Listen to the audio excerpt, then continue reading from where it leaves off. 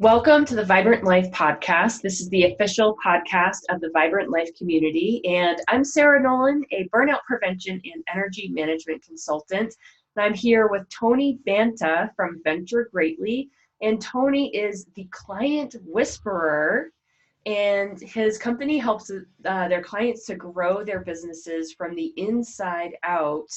And can you explain just a moment, Tony, how, because when we talked just a second ago, you specified that it wasn't about sales per se, that it was about with their clients. Yeah, 100%. Hey, Sarah. It's so good to see you. So good to see you. I just have to say, and I will totally talk about myself in a minute, but I'm like bursting at the seams needing to say how brilliant you are. And how deeply grateful I am that you do what you do. From, as a friend of yours, as a client of yours, as all of these things, I cannot tell you how amazing the gifts that you have, that, you give to all of your clients and the world with this podcast. So thank you. It is such an incredible honor to be here. Oh, thank you. I had to get that out. I couldn't wait to say that. But yeah, we have a program called the Client Success System, and I love that I love that you talk about how you are a burnout prevention consultant, because that's not all that dissimilar from what we do, which is, we help client businesses, although we look at it on the other side. We look at you go really inside out, right? Like you go way inside. We're kind of like the middle, but we help client businesses scale, starting with client value. Because if you run a client business, creating value in your client business means you need to help clients create value of their own. So in any client business, the more that you help clients, the more value you create. And the universe does not like a vacuum. So the more value we create, the more is returned to us in the form of money and happiness and all of the good things. So that is what we help our clients do, is to scale their business by scaling the client value that they provide, scaling the leverage with which they do that, so that they can continue to grow their impact, and they usually make a lot more money too. I love what you guys are doing, and especially in this time where I feel like it's just out of control sometimes, where people feel like with the internet, they have this tool where they suddenly can turn on these money machines, and it's like, oh wait, I have to give something also.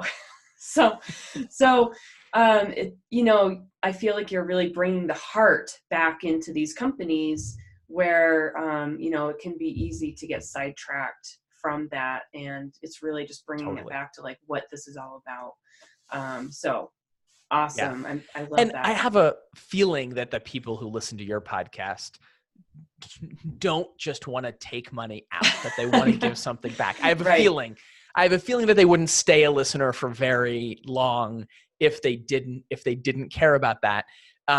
So, which is amazing. There are, you're my people. I love every one of you for that. But that doesn't mean that it's not hard, right? Right. Exactly. It's not hard. I mean, like, being an entrepreneur is hard, period. Being an entrepreneur in now 2020 is especially hard because there are so many things that we need to do. And sometimes it's so hard to get the sale, to like build the funnel, to do the thing, to promote the stuff, to run the podcast, that we get all the way to the point where we have the call with the client and they give us the money. And then it's like, thank goodness. Exactly. And then we can like collapse back in our chair. But there's everything that comes after that, right? And all the things that come after that, if that goes poorly, and I know you talk to people who are on the verge of, burnout in so many ways all the time. But if that goes poorly, all of those client interactions after the sale, then the likelihood that they're going to burn out, or the likelihood that they're just not going to want to help clients like that anymore, is so high. And that's such a shame that, like, our team recently had a little like mission, vision, values kind of centering conversation, our growing team, which is exciting and stressful in its own way. I'm sure that we'll get into some of those details, but we just had a little, session, and more than anything else, what we hate is the wasted potential. Is seeing both the wasted potential in our own clients, where they bargain with their own amazingness. Like they're like, well, maybe I can just do a little bit. I can just stay small, and I don't have to worry about all these things that scare me, or they negotiate to stay small, to keep their impact low.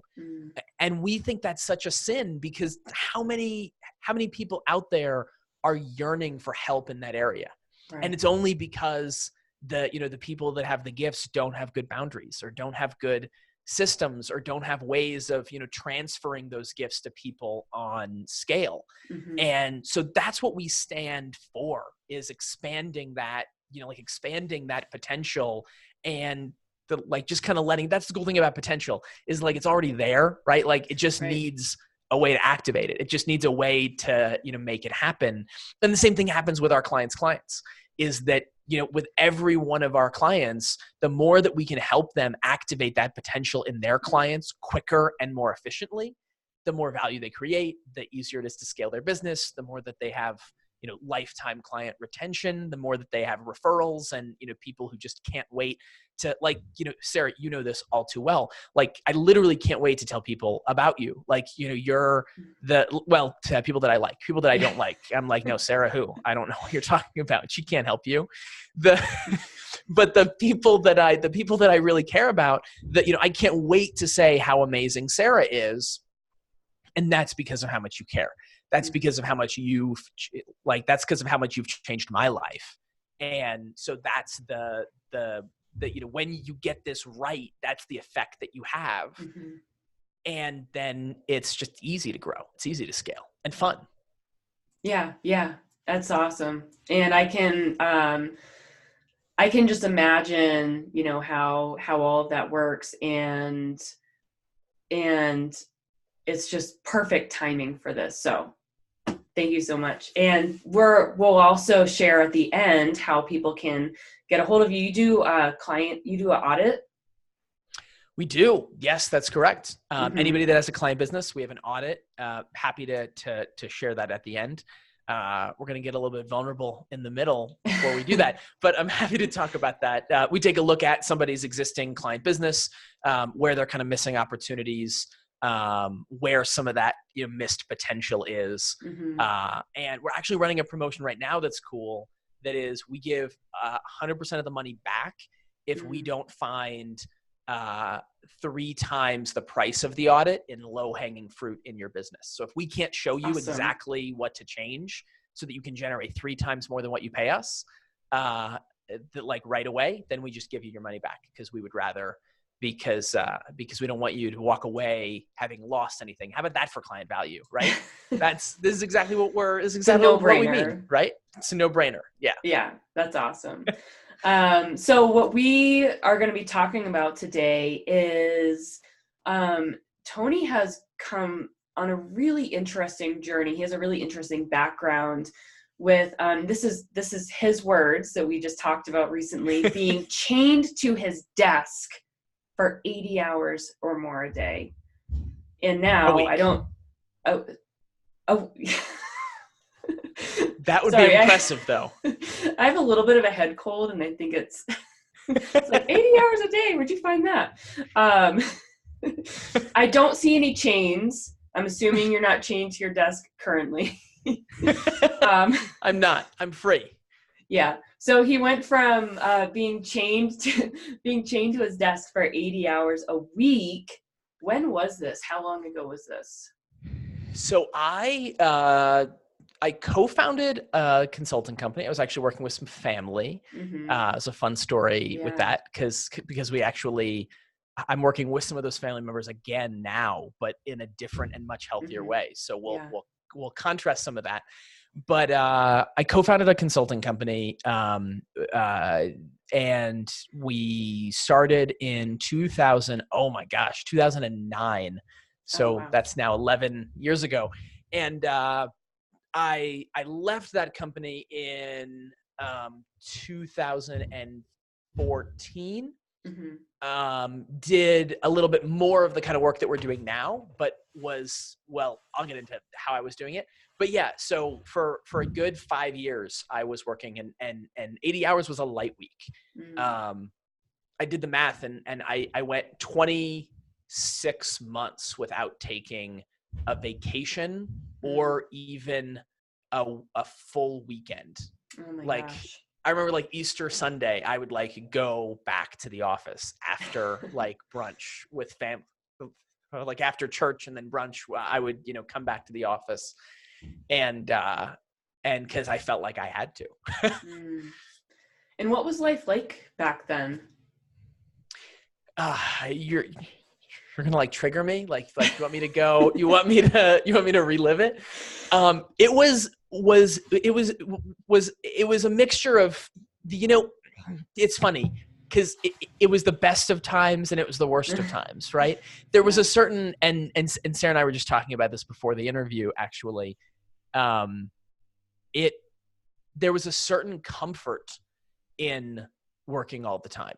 There was a certain badge of honor in being able to say, a certain feeding my ego and judgmentalism of being able to like point at anyone else and being like, ha, they're weak, only working 60 hours a week. they're a wuss, they got nothing on me. And of course, who cares? Like, that's a really bad, it's kind of like, it's kind of like the victim Olympics. Like when you have somebody that like talks about like how hard they have it. Yeah. And then somebody's like, well, yeah, but you don't know how hard I had it. And like, now I hear that and I think to myself, this is not a competition I want to win. Like take it, be the bigger victim. I'm sorry for you. But yeah, what were you going to say? What kinds of things did you experience? I went through a similar phase. It didn't last very long because I didn't. Anyway. You're smarter than I am, Sarah. I just remember feeling like out of my body and feeling like, okay, I'm getting 2 hours of sleep a night and I'm trying to also watch my kids and just like it wasn't even, it was like a dream. Yeah. And I got very, very sick as well. I think that was the best of times part. Okay. I think that was the, I think genuinely for some people it's, drugs, for some people it's alcohol. For me, it was work. And it was this, I felt like it was something that I could control. I felt like it was a great way for me to get out of situations that didn't feel comfortable. Like, oh, family party that doesn't feel super comfortable. I have work. See you guys. And it was not unlike, drugs or alcohol. It was self-perpetuating. It was, right. The more that I worked, the more that I would find work that I needed to do. Needed should be in, scare quotes. Yeah. And there was this cycle of goals that I never was able to meet, that I was pushing away. And now I can see that I had these goals. I remember I was actually cleaning out some old photos and I found this iPhone wallpaper that I had on my phone. That like listed like 5 goals for the year. The year was 2012.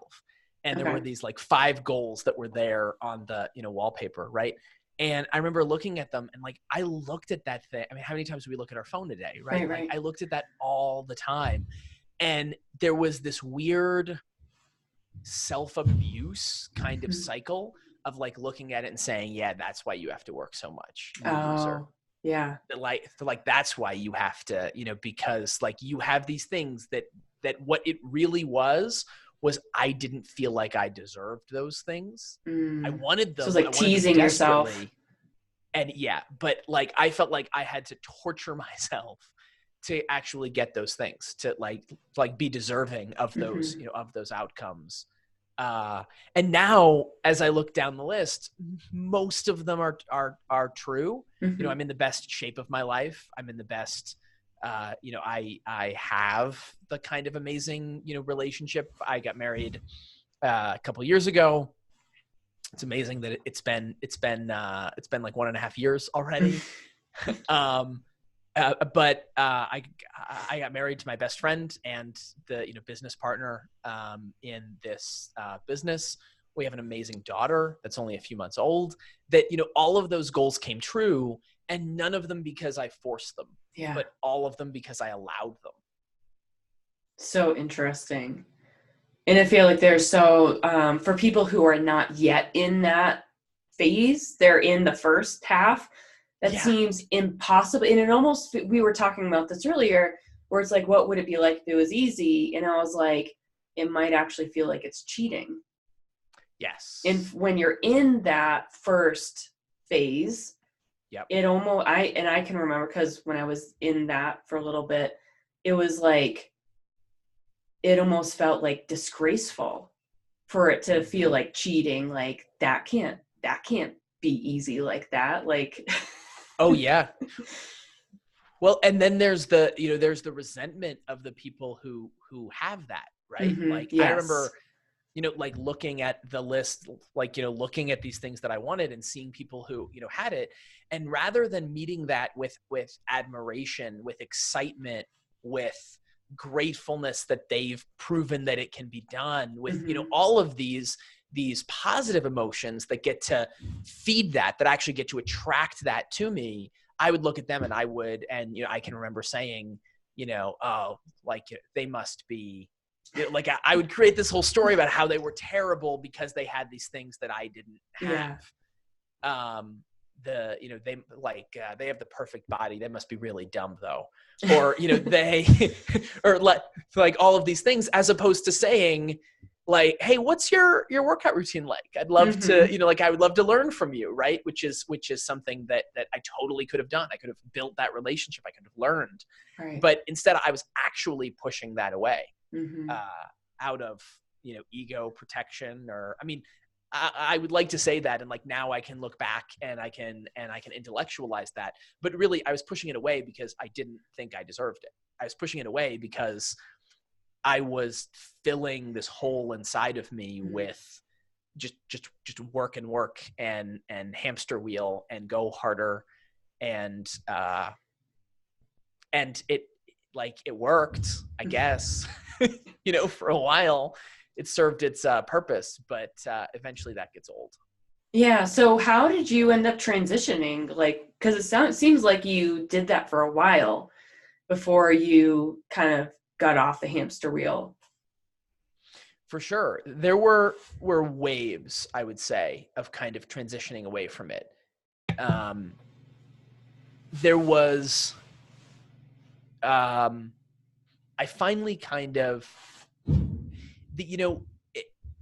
and this has been a theme throughout my life, and I don't often talk about it publicly, although this is a great place to share this. I think that, there has always been this element of faith, this element of my relationship with my higher power. I, refer to him as God.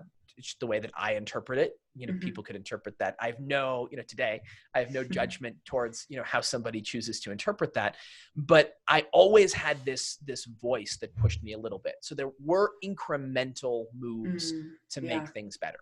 And you chose to listen to that voice. Sometimes. Sometimes when I wasn't drowning it out with my own, work harder, work more, voice. Right.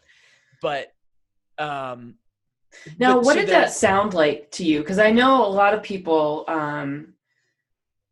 either don't believe that there is a voice, or they may hear a voice and then not be able. It's like, oh, that's something else. How were you able to discern that? I'm going to answer that by saying when I was able to discern that. Right. Yeah. Because it's only when I was quieting my own, for lack of a better term, like my own ego, that I really could hear it.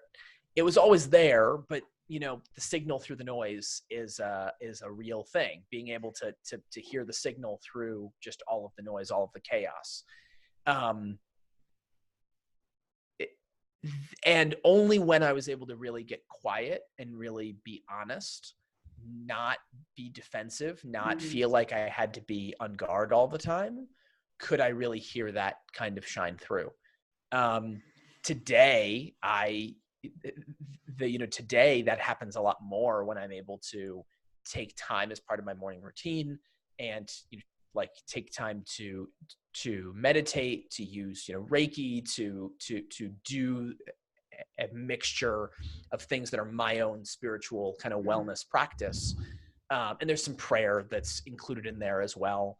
But even that's changed, right? Over the last 10 years. Cause I don't pray asking for things.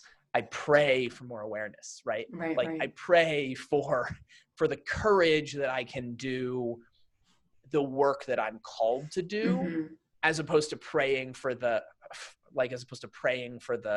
shiniest new iPhone, right. or something like that. Even with my daughter, I remember having this, moment a couple months ago of this paralyzing thought of what if there's something wrong? That this was, late in my wife's pregnancy. And I remember feeling paralyzed by this thought of what if she, what if she's sick? What if she has a weird, genetic condition that I can be living a different life? There's still some anxious thoughts that, pop up every now and then. Right. And so I can remember being paralyzed by that. And for me, one of the things that released that so easily was praying that whatever happened, that I have the courage to learn from that and be the best father that I can be for her. And so that just it just took all of the energy away, right? It took all of the worry and the energy away. But I can only do that when I'm present. I can only do that when I slow down and I'm not going all the time trying to force my own solutions and things like that. Yeah. So that's awesome. How did you learn how to slow down? How did you get to that point where you were able to do that? Because I'd imagine, when you're working 80+ hours a week, there's this massive resistance to any slowing, any quiet. Yeah. It's a good question. Was there a specific event that happened? Or I know you said that you started hearing the voice.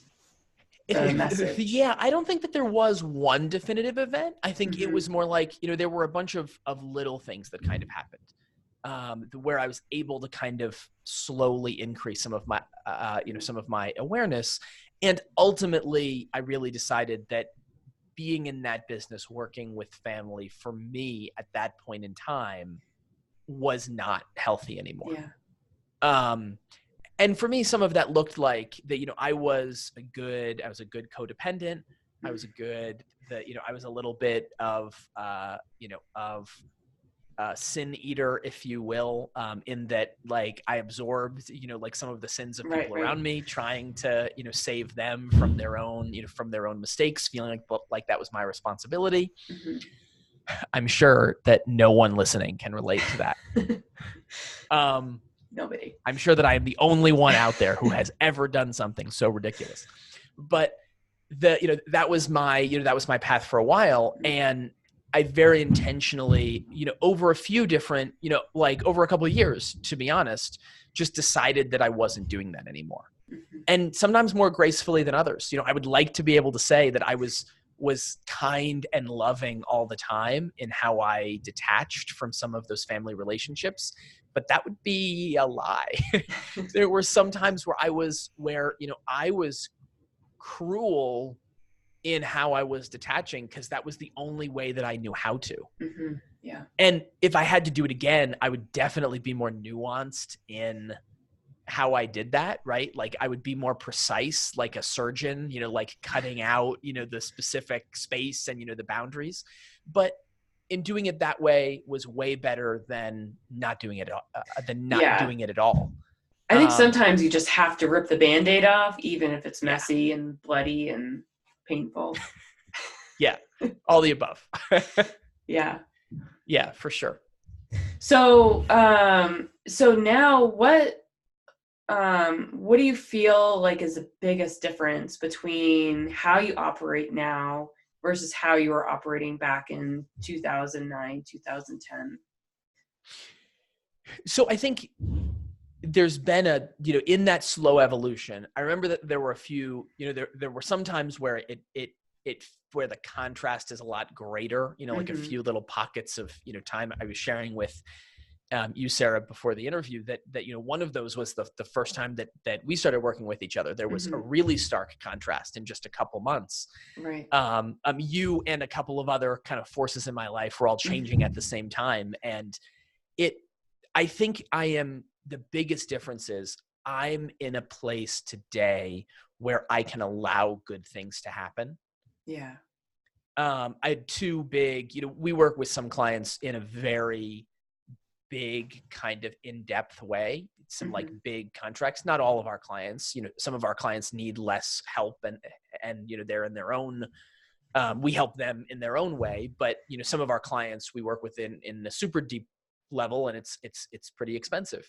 And so we had I had two kind of clients that we had proposals out to, and we were, talking to with, multiple 5-figure contracts, and one came through and closed and one didn't close. And at another point in time, I would have totally sabotaged the good feelings of the client that closed because of the client that didn't close. Yeah. And I would have been reviewing in my mind all of the things that we didn't do right or that were wrong, or I might be judging them and criticizing them, right? Which is so tough. This idea of judgment is so tough. And I'm going to talk about this in a second. Contrasting this with how things are now, because my feeling there was the client that closed, I was super excited that our team gets to help them because I know what the future is going to look like for them. Right. The client who didn't close, without judgment, I was looking at all of the struggles that they were having, and I was able to lean back and say they're not ready for it yet. Yeah. That they're not ready for it to get this good. Because it wasn't a factor of the money, right? Like there are some investments that we've all made where it's a leap of faith. It's I'm going to try this thing, like you and I, Sarah, have met and we've been in a few different, masterminds and kind of programs together over the years. And I mean, for me, I don't want to speak for you. For me, some of those were a real leap of faith where, I was spending money and I had no idea whether that was going to come back. For these kind of clients, it's really just a question of, is this that like, do you want it to get this good? Because we map out exactly what the ROI is. It's not a, mystery at all. And so I was able to say with no judgment, with no resentment, they're just not, ready yet. And I even had a little bit of that, I had a little bit of that God voice say, they might be back. Yeah. And that was a place that I could look at the entire engagement with them with love. And like, I even had a little bit of an inspired, email that I was able to write, in being able to say, hey, here are some resources. Let me give you more. Let me actually be there to help you more.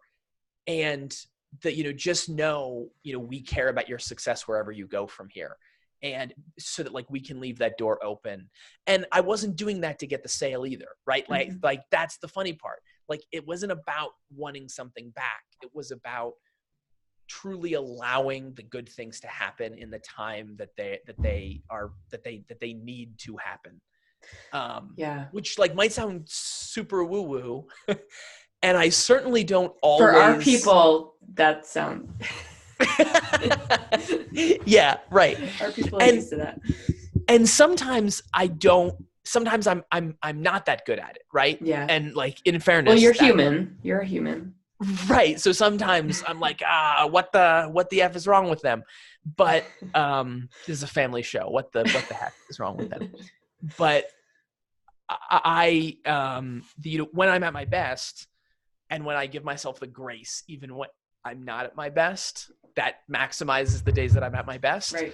I can be critical without being judgmental. I can be discerning without adding negative emotion onto it. And what a change for everybody involved. I mean, if there's that judgment and resentment, it shines through all communication. Totally. So it's kind of hard not to. Exactly. Even if you're like, I'm going to try to be nice and, but it still shines through, And, to be able to create that space is just incredible, for everybody. 100%. Yeah.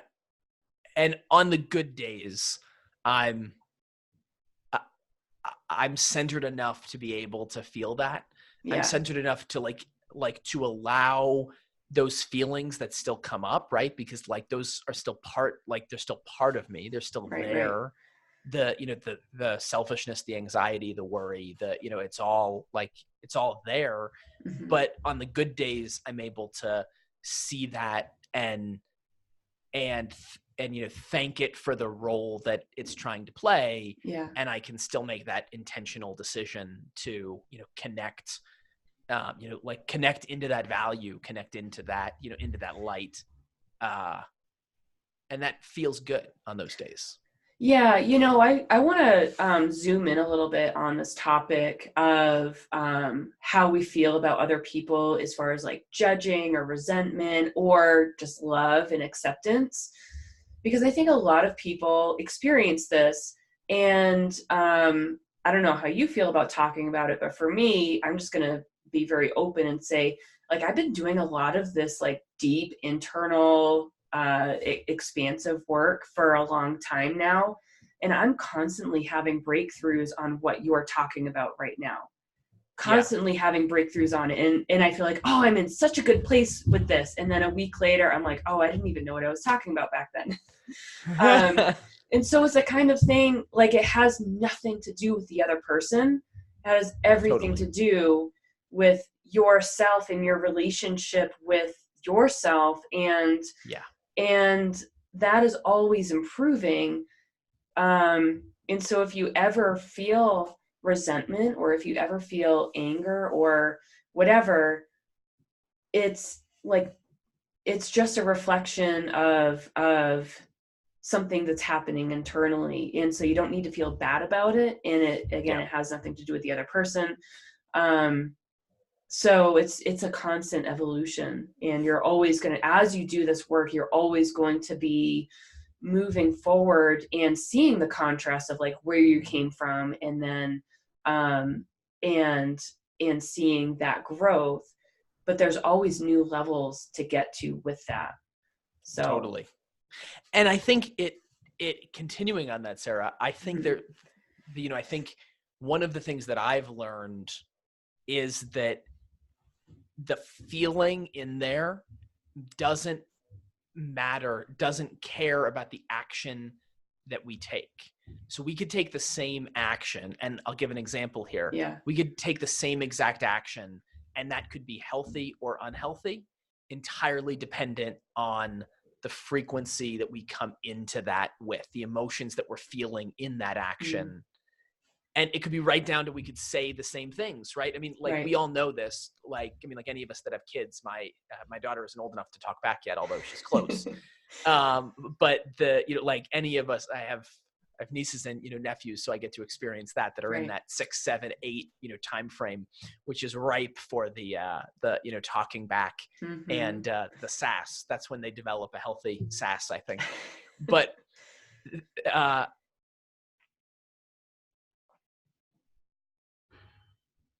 of tone, I could say, oh, that's Sarah, she's something else, or I could say that Sarah is something else. Right. And like the entire meaning of it's totally different, right? I use this example of I'll share a more recent example. I went with my mom. We lost my stepfather, my dad, at last year.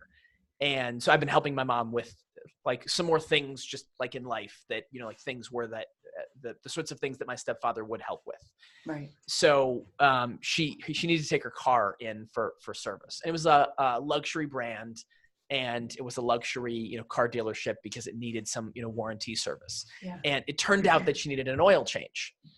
And so I took it in, and I've had some not so great experiences with this car dealership. She didn't get the car there, but it was the closest, the nearest, the nearest dealership for that brand was, about an hour and 20 minutes away. And it needed to be looked at by someone that could provide service under warranty. Because there was something weird going on. Okay. And so it turned out it needed an oil change. She got the oil change. She called me and said, hey, could you go could you go back with me to, pick it up? Because they said that it was $500. And like an oil change is, I mean, from Jiffy Lube, it's going to be $50 or $60. Right.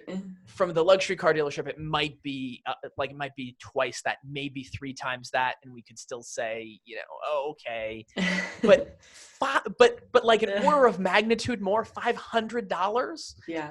So I went, and it turned out that when she dropped it off, they had said, oh yeah, it's under warranty, all of these things, but it was only the powertrain warranty that was left. So half the things that they did weren't covered under the warranty, and they didn't call to say that beforehand. So I said, well, then we're going to have to talk to a manager, right? Like we're going to need to do something here, because there's no way we're paying, like there's no world in which we're going to pay $500 for an oil change. Right. And so the manager and I exchanged some words, and I had to kind of check myself afterwards, because I fell a little bit back into that family protector role where I was angry.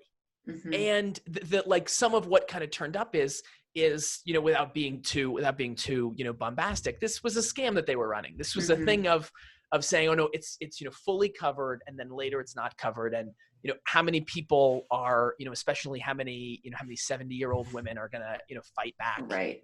And, like fight with that. I'm not trying to make any, generalizations. 70-year-old men might not fight back either. Who knows? But how many of them are going to do that? This was a thing that they were running because they just didn't have a lot of scruples. And I can call them on that and be at a place of love and love for all the people who work there who don't want to not have integrity. Like I can shine a light of integrity on this. And, with the people who, work there and like want to, tune into that integrity. That was actually one of the things that happened. One of the people that worked there, like he came up to me later, like as I was leaving, and said, I am so sorry. They make me do this. Oh my gosh. and I'm like, I patted him on the shoulder. And I'm like, it's okay. Like it's okay. But like, I had to check myself, right? Because like, I can tune into that love for all of the good things here. Yeah. And I can treat the universe as a loving universe that wants the right things to happen, that wants justice to prevail and the light to shine through. Or I can look at the universe as a cold, dark, scary place where I have to fight just to stay alive. And if I bleed over into that later place, well, then I'm coming at situations that I'm actually manifesting bad things, right? So that I can justify that belief of needing to have the boogeyman to fight against. I'm actually creating, like in like we could talk about the quantum physics, or we could talk about the, some of those ways in which that, like some of the ways in which science is actually proven, like that manifestation to, happen. But, I'm creating those things so that I can live that out. And I believe that voice for me, because that was a great example of me being able to check myself in that kind of anger. And there was no behavior that I had that was outside of my own personal standards, right? Mm-hmm. But there was still that voice that was like, you're angry. Mm-hmm. Like your blood pressure is spiking right now. Like you're treating the universe like it's scary. Mm-hmm. And that's, I think, the biggest difference is, in a nutshell, when you ask me what's the difference, is now I can hear that voice, even when my behavior is not, because there were some times where I might be a screaming, lunatic, right? Like they could call security on me and be totally justified in, doing that. But, like I was completely within my own, standards, but I still had that voice that said, hey, you came into this with the wrong emotion. Like you came into this with the wrong idea about the universe, and you need to check that. And I can still do the same things to, follow up, right? Like I can still call the, like the brand and say, hey, we had this experience. You guys might want to look at this because I think that this lacked integrity. And I can do that out of love for all of the people involved. Yeah. I could do that in a way that's trying to be vindictive and, getting back at them, or, getting my pound of flesh. And that latter example, just hurts me. And just reinforces that need to manifest the bad things. And thankfully today I do that less. Not never, but less. And that's so, being on the receiving end of that, so transformative to have a kind human just say, just act out of love, and not come lashing out with anger and then create this this back and forth. It's like, there's an exercise. I went to this health conference once, and there was a guy, Jamie something. He's like a gymnast or something. And he was showing this exercise where if somebody's really angry and they're like pushing and you push against them, it creates this like force. And, but then if you just like kind of lean back, they fall down, and then they have no power because they fell down. And then you have all the power because you're still like standing. Yeah. Isn't that, what's the martial art? Is it, jujitsu? Or like one of them is like the art of like not actually fighting, but like using someone else's momentum against them. Yeah. Something like that. Yeah. And what this sounds like is just really becoming a leader of energy. Yeah. And less reactionary to the energy, your own energy and the energy of the situation, but really stepping up and being a leader of that energy and taking a stand for what's true. Yeah, 100%. And that's the voice, right? Mm-hmm. Like, I think for me, that's the voice. It's the leadership. It's the call to leadership voice that's there inside of, like, at least for me, that's like there inside of my head, saying, hey, check yourself. Yeah. Hey, there's something not quite right about this situation. What can you do to, lead the energy? But I like how you put that. It is like energy leadership. That could be the next level of your program, Sarah. First level, like burnout prevention, consulting. Next level, energy leadership. So when somebody is, and this is a time of reflection for our audience. If you are working 80 hours a week or, in that area, that's a reactionary space. That's somebody who is reacting to possibly invisible demands that, they're allowing or putting on themselves. And to create a better life, it's going to be helpful to gain a little more leadership. Now, Tony, if you, for the people that are overworking themselves and feel like they're chained to their desks and feeling like in that reactionary space, because it's not just about work. If you're reactionary about working and you feel like you have no choice and you have to, this is a necessity, then there's going to be reaction in other areas of life too. So what's some advice and wisdom that you have for people that are in that right now? Yeah, I think the very first question is why. Right. I was talking with a client just the other day who was in a similar spot, and I said to them, who was in a spot of feeling really burned out, working a ton, feeling like their team members, didn't care that, for them, and like what they were doing wasn't, like they were just like, she was in full on, burnout. Mm-hmm. And I asked her the question, and you've certainly asked me this before, how is that serving you? Mm-hmm. Like, you doing these extra things for your team, or, feeling like this was a leader of a 20, some employee company, and she felt like she was working for all of them as opposed to them, working for her. And I said, well, so like why? Like let's get really honest on how you doing that is serving you. Like, what are the feelings that, you are looking for that gets to feed? And I think the same thing is true for all of us. If we're feeling out of balance in any area, I think we first have to ask why. Like, is it an internal drive that's creating that? If it's not, and sometimes it's not, right? Like sometimes I've certainly had, clients, and you might even have some, listeners of the show who they've just backed themselves into a corner with work, and there truly is way more work than they can do, and they don't want to let people down. Even there's that feeling of they don't want to let people down, right? So like, even there's a little bit of that, but sometimes it is just an external factor, and then it's easy, like, I don't mean to have a shameless plug, but like, hire us if that's the, like, if that's as, complicated as it is, right? And the, like, install some systems, put some things in place to, do that. But if you ask why and you get really honest, there's a good chance that like, there's psychic uneasiness that is there. There's a feeling inside that you're filling with this, with this hole, or there's a hole that you're filling with this, drama, rather. And then from there, I think that, you can begin to get clear on a solution. Once you realize that you have that, drive that's, causing you to, that you have that, hole that you're trying to fill with something, you can then get more intentional about what you want to fill it with. Maybe fill it with meditation, with prayer. Take some of the guided meditations that Sarah has in you still have those in the Facebook group, right? The free Facebook group? Probably. Yeah.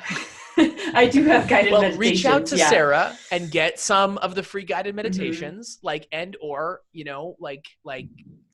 hire her for a session, go through some of that. But sincerely, that would be one of my, recommendations, is to, do that kind of work, to, get that, to seek that help out. And I would definitely recommend, Sarah's help in, doing that, in getting clear on, like, what's the internal wiring, doing? Like, what's it, like, where are those drives, stemming from? And once you can get clear on that, then you take the power away. You take the like, at least some of the uncontrollable drive away. And then it's just a matter of, then it just becomes a business problem. It becomes, it becomes something that we can, that we can tackle with systems and with, regular work. Yeah, that clarity is such a wake-up call, and it can be one of those, like, facepalm moments where it's like, oh my gosh, it all just makes sense.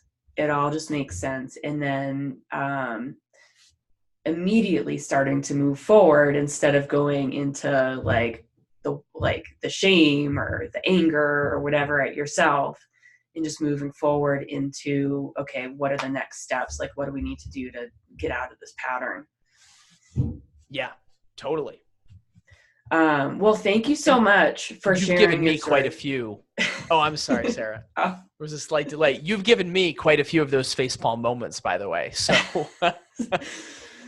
Sorry. When things are going well, I tell Sarah, this is all your fault.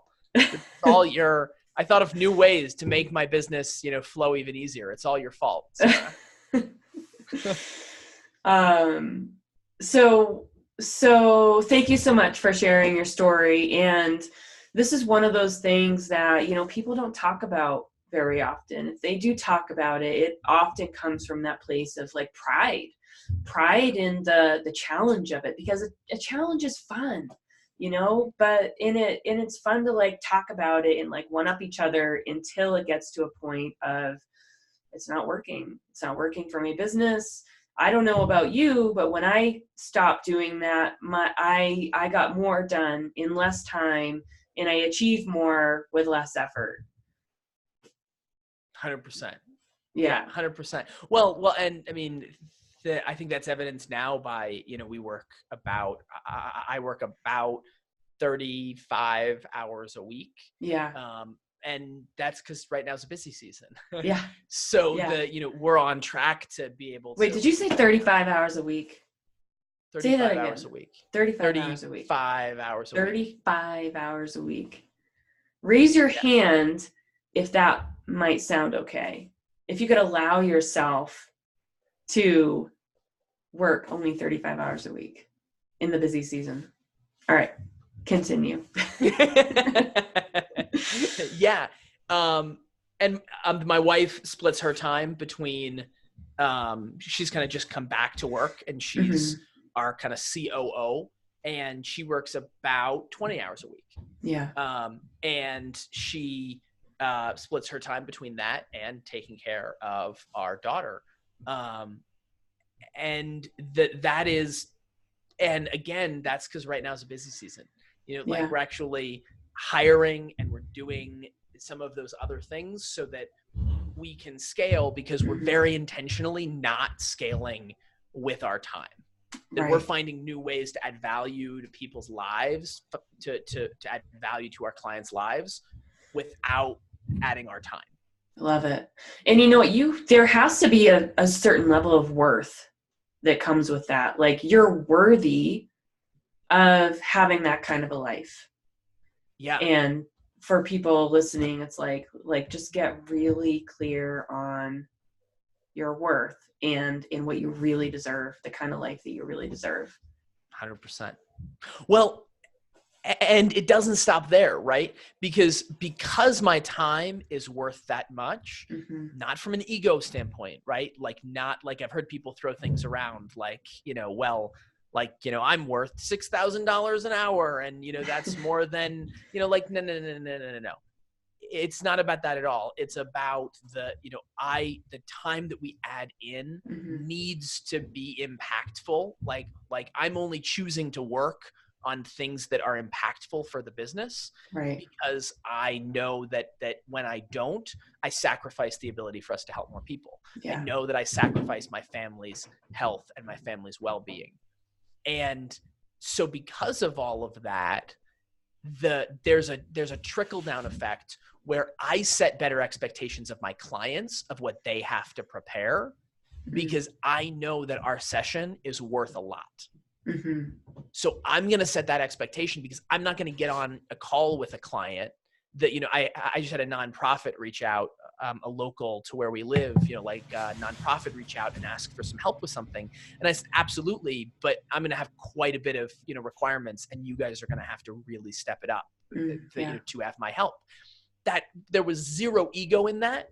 There was only, I'm not going to contribute unless I know that we're all contributing a significant level, because that time is worth that.